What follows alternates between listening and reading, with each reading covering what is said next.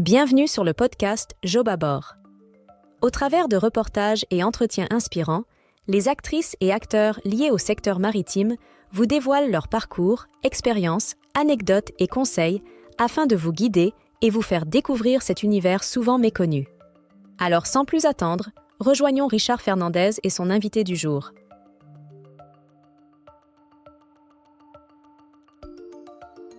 Aujourd'hui, j'ai le grand plaisir de recevoir Soukaina, une élève brillante de l'ENSM, l'École nationale supérieure maritime, et elle est en 3e année. Alors Soukaina a accumulé une expérience précieuse à travers ses différents embarquements, et elle est ici aujourd'hui pour partager avec nous son histoire, ses défis et ses moments marquants en mer. Préparez-vous à plonger dans le quotidien captivant d'une future officier de marine marchande. Bienvenue à toutes et à tous sur Job à bord. Soukaina, bonjour. Bonjour Richard. Bonjour Soukaina, alors merci mille fois d'avoir accepté cette invitation sur Job à bord. Alors aujourd'hui, j'ai la grande chance d'avoir en ma compagnie une élève officier de la marine marchande. Merci Richard. Je suis ravie d'être sur ta chaîne de podcast aujourd'hui. J'ai accepté l'invitation directement. Tu es mille fois bienvenue Soukaina. Alors Soukaina, peux-tu te présenter pour ceux et celles qui nous écoutent ? Oui, bien sûr. Alors, je m'appelle Zegari Soukaina, j'ai 23 ans et je suis élève officier polyvalente en 3e année à l'École nationale supérieure maritime de Marseille. Alors tu es à l'ENSM, on rappelle l'École nationale supérieure maritime, et tu es à Marseille, c'est bien ça ? Tout à fait. Donc, j'ai fait les 3 premières années à Marseille et ensuite 2 ans au Havre. Et pour l'instant, ouais, je suis en fin de 3e année ici à Marseille. En fin de 3e année, donc tu as déjà un petit parcours derrière toi. Ouais, on peut dire ça comme ça, tout petit. Alors tu vas nous expliquer, Soukaina, si tu veux bien, c'est un embarquement par année. C'est ça, c'est exactement ça. On a chaque année une période d'embarquement pour embarquer. C'est une période un peu imposée par l'école. Donc on a 2 mois. En première année, on a quasiment tout l'été. Donc on peut faire 3 mois et ensuite, généralement la 2e année, la 3e année, on a 2 mois donc pour embarquer chaque année. Je suis polyvalente, donc c'est-à-dire je peux être autant au pont qu'à la machine. J'apprends les 2. Ça, c'est un parcours qui est très intéressant, polyvalence qui est très recherché en général. Exactement. Et surtout, on est bien formé parce que on connaît, on va dire, les bateaux, les navires dans leur entièreté finalement, puisqu'on est formé autant au pont qu'à la machine. Et après, c'est selon les envies de chacun, les sensibilités de chacun, de choisir derrière. On se spécialisera plus. Alors est-ce que tu peux nous raconter un petit peu, parce que ça m'intéresse, ton premier embarquement Mhm. de stage, c'est une croisière d'expédition. Exactement. Ouais, je suis partie donc en première année, fin de première année, pardon. J'ai fait 3 mois à bord d'un paquebot, enfin d'un navire de croisière. J'ai fait l'Arctique. Je suis partie de la Norvège. J'ai fait tout l'Arctique, le Groenland. Ensuite, j'ai fait un peu le Canada et voilà. Et ça, c'était un stage qui était riche, très très riche. Voilà, en première année, on arrive, on maîtrise rien. Finalement, on est là, on veut apprendre et en fait tout est une découverte finalement. Oui. Alors justement, lorsque tu arrives à bord, évidemment, c'est ta première expérience dans le vif du sujet, dans la pratique. Alors les officiers à ton égard, ils sont à côté de toi, ils t'aident, ils te chaperonnent un peu, ils t'expliquent, et ensuite, au bout d'un moment, ils vont te laisser faire toute seule certaines tâches. Tu peux nous expliquer un petit peu? Ouais, bien sûr. Bah ça dépend vraiment des compagnies. D'une compagnie à l'autre, ça peut vraiment changer, ça peut ne pas être la même chose. Donc, mais généralement, quand on arrive à bord et qu'on est élève en première année, c'est plutôt difficile pour les officiers parce que eux-mêmes ils ont un service à assumer derrière et en plus, comment dire, on leur ramène un élève qui n'est pas opérationnel finalement. C'est du temps et il faut être extrêmement patient. Les officiers doivent être extrêmement patients avec avec les élèves de première année. Sur cette compagnie, rapidement en fait, t'es assigné à un officier. Donc tu le suis dans son quart, dans son travail. Finalement, ouais, l'apprentissage en fait se fait plus comme il y a pas vraiment l'officier n'a pas vraiment beaucoup de temps finalement pour être là et t'expliquer. On va dire que l'officier t'accompagne. On va vite te demander d'être opérationnel finalement. Donc un peu perdre cette place de moi je suis en apprentissage, bien sûr tu peux faire des erreurs, mais c'est vrai que quand on te demande d'être opérationnel, là c'est vrai que faire des erreurs, mais après, je pense que c'est comme ça qu'on apprend aussi. C'est une façon aussi d'apprendre. Oui, parce que j'imagine que également l'officier, que ce soit un lieutenant ou un second, il a aussi ses tâches journalières à effectuer. C'est ça. Ouais, tout à fait. C'est déjà, ouais, ils ont des plannings hyper chargés. Une journée d'un officier ou d'un second, c'est, on va dire, intense. Et surtout en croisière, notamment en croisière. Alors, Soukaina, est-ce que tu avais un peu carte blanche, pas trop le trac dans ces moments-là? Bah si, forcément, parce que bah ouais, on nous donne des responsabilités quand même assez rapidement, hein. Et derrière, ouais, on nous demande d'exécuter certaines tâches parfois et on doit le faire. Ça a été dit une fois, deux fois, on doit le faire. La personne n'a pas le temps de te montrer, de t'expliquer. Il faut que ce soit fait. Finalement, on est là et on sait même pas de quoi, enfin, qu'est-ce qu'il voulait dire. Mais voilà, enfin, c'est de la débrouillardise. On essaye de se dépatouiller comme on peut. On fait des erreurs et après, ben, on apprend derrière, ouais. Et on peut pas se permettre d'être approximatif ou dans l'à peu près, hein, dans la Non, navigation. non, non, C'est tellement pointu qu'il non. faut être rapidement opérationnel et percutant et réactif, hein. Totalement. Totalement, ouais. Et ça s'apprend, au fur et à mesure, au fil des embarquements, finalement. Avec l'expérience, bien sûr, on peut pas être non plus au top dès le premier embarquement à naviguer, quoi. Ouais. C'est pas évident du tout. Alors ça, c'était dans un lieu magique, hein, c'était dans les zones polaires, c'est ça? Ouais, c'était, l'Arctique, Finlande, c'était incroyable, en termes de navigation, de découverte, faune, de flore, les gens à bord, les rencontres qu'on fait, parce que sur un navire de croisière, on n'a pas que le service pont, le service machine, on a le service hôtelier qui est composé de pas mal de personnes et tisser des liens et voilà, qui est une vraie vie à bord finalement. Alors c'était un embarquement de quelle durée? C'était 3 mois. J'avais fait 3 mois l'été 2020, il me semble. Et c'est des embarquements non-stop? Ça dépend aussi de la compagnie et du bon vouloir, on va dire, des supérieurs Et globaux. sur cette première compagnie-là, ça se passait comment? Sur cette première compagnie, non, on était opérationnel 7 jours sur 7 jusqu'à la fin du contrat. Ah, c'est lourd quand même, hein, ça fait des longues journées, dis donc. Ouais, Hein. ouais, faut vite se mettre dans le bain. C'est pas évident, hein. C'est vraiment pas évident, surtout quand on débute, hein. Mais je pense que n'importe quel officier, n'importe quel commandant, n'importe quel second est passé par là. Il n'y a pas de raison que l'on y échappe.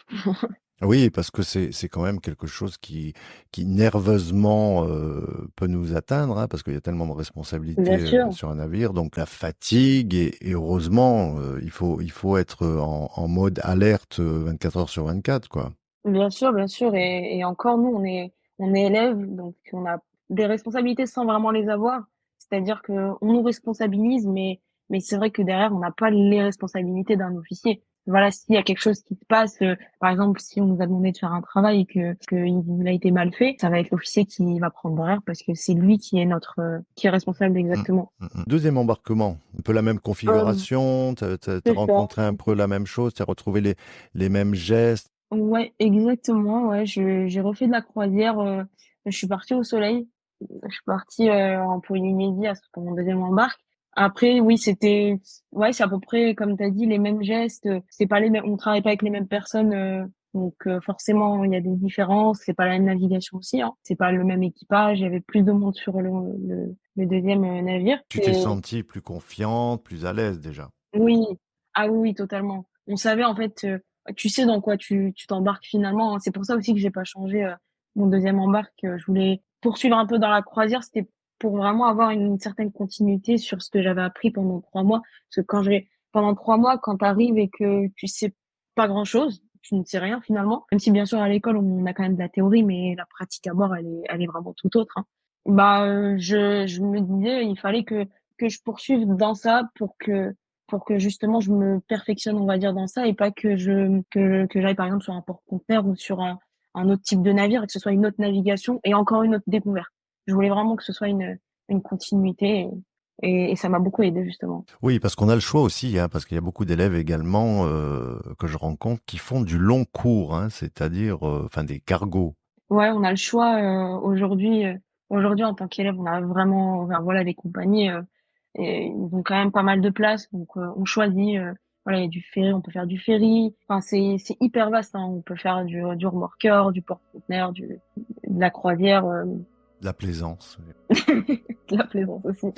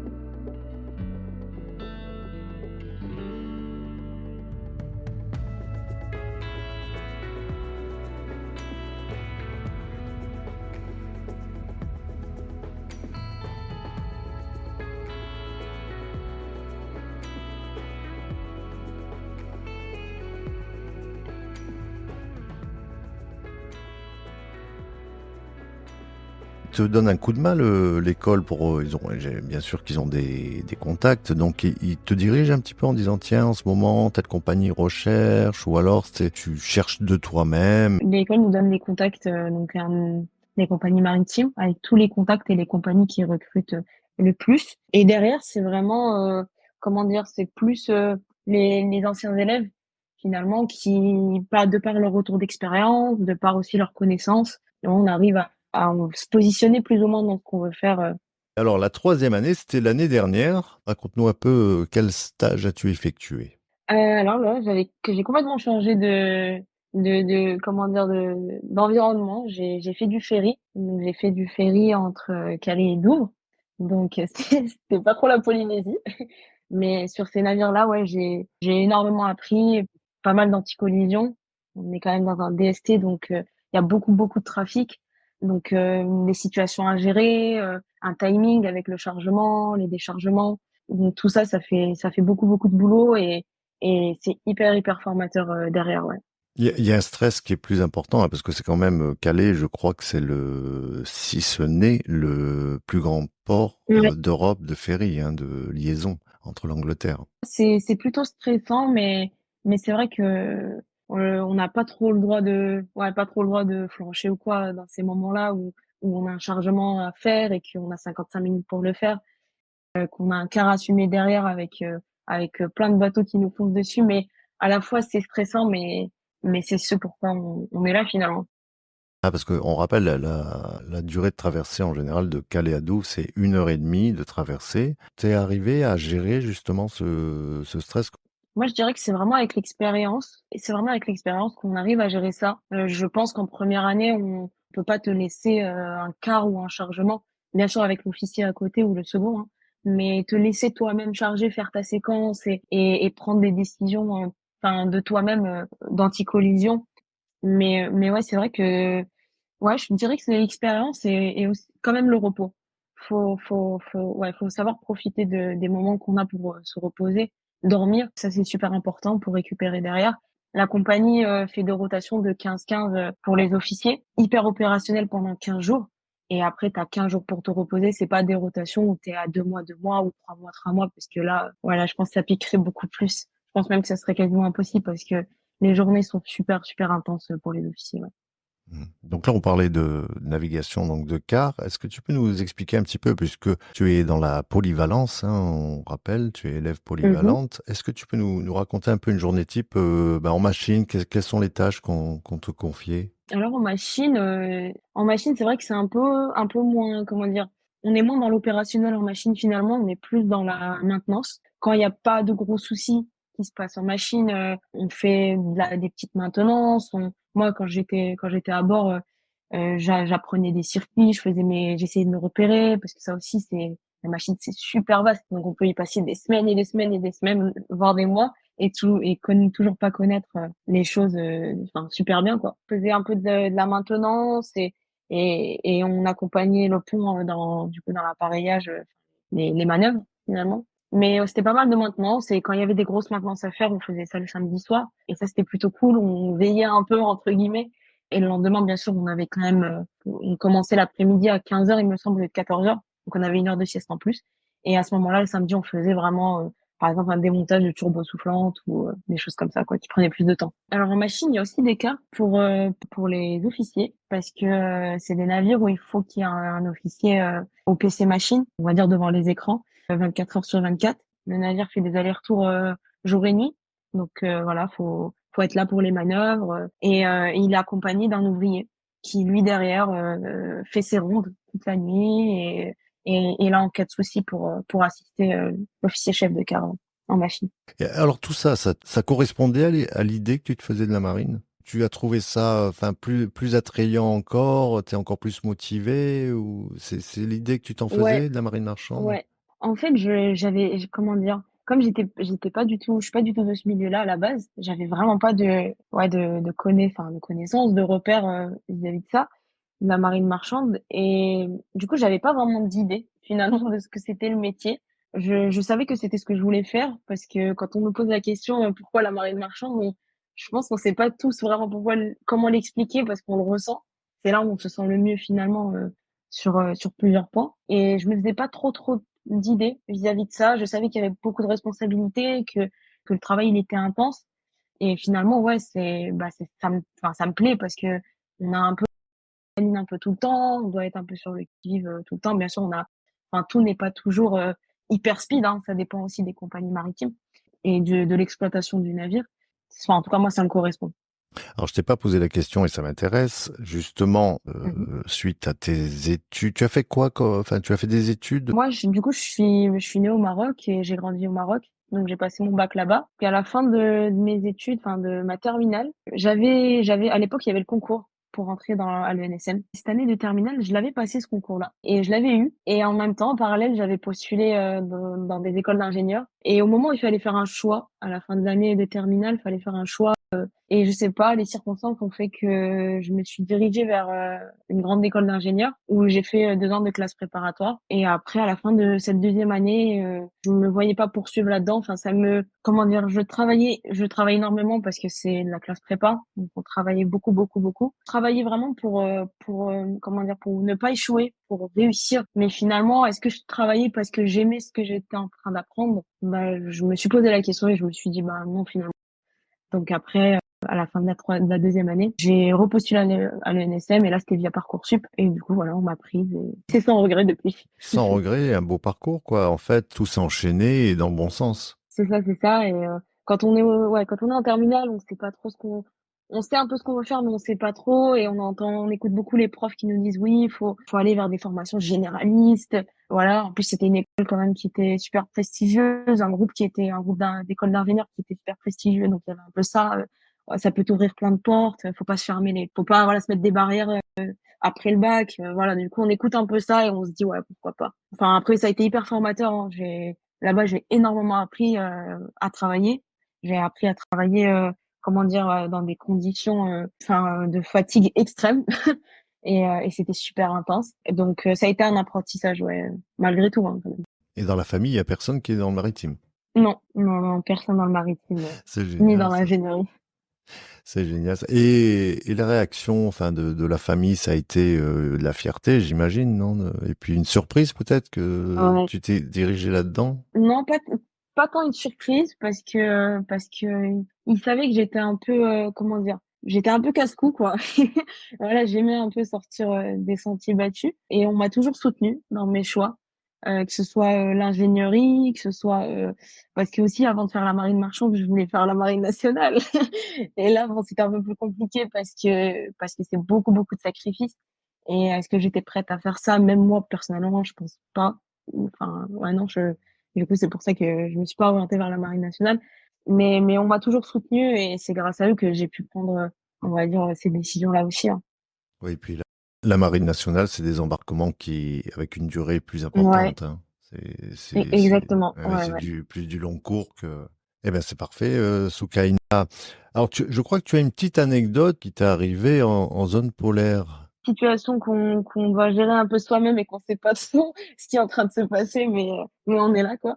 Bah, c'était en Arctique, mais c'était un jour où il y avait, enfin, on voyait rien, la visibilité, elle était, je sais pas, peut-être à 10 mètres.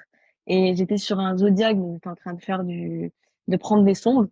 J'étais élève expé, donc j'étais en expédition. Et du coup, j'étais en train de prendre des sondes, enfin, j'étais en train de faire mes relevés et je voyais plus rien. Et la VHF, la radio donc, qui permet la communication avec le navire à longue distance, entre guillemets, marchait plus trop. Et du coup, je savais plus me positionner et je voyais plus rien, je voyais plus le navire. Et là, j'entends le glacier, en fait, pas qui s'écroule, mais une partie du glacier qui se détache. Ça fait un bruit, mais c'était super flippant. Et là, je voyais la mer qui commençait à, À s'élever, à faire des vagues, ouais, quoi, c'est ça, non? Ouais. exactement, ouais. Ouais, c'est ça, je voyais mon zodiaque qui commençait à bouger.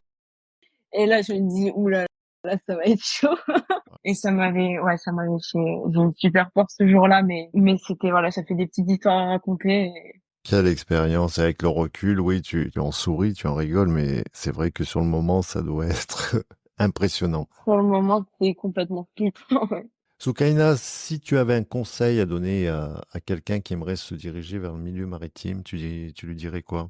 Petit conseil, je pense qu'il faut être, enfin, J'en suis même sûre, faut être passionné par ce qu'on fait.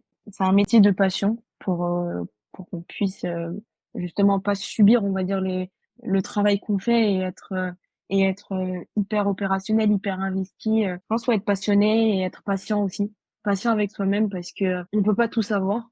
On peut pas tout savoir tout de suite. Donc il faut aimer ne pas savoir et chercher. Faut de la patience et de la rigueur. Ça, ouais, de la rigueur, de la discipline, ça c'est indéniable.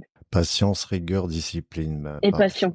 À mettre dans la petite sacoche de boîte à outils et surtout, voilà, savoir que c'est un métier où les émotions sont quelquefois mises à mal avec le stress, la fatigue et que ça, avec l'expérience, on arrive à le gérer. C'est jouable. Bien sûr. Tu en es la preuve, Soukaina. Ce podcast va se terminer. Je te remercie 1000 fois d'avoir participé. Merci à toi. Merci de m'avoir donné, on va dire, cette chance de parler de mon parcours et j'espère que ça pourra aider les futures, on va dire, générations qui se posent des questions et qui n'arrivent pas à trouver des réponses. Ton futur s'annonce plein de belles surprises et de grands moments riches en émotions Bien sûr, encore. bien sûr. Je te souhaite bon vent, Soukaina. À bientôt et merci encore 1000 fois. Merci. Au revoir. Merci beaucoup, Richard. Au revoir.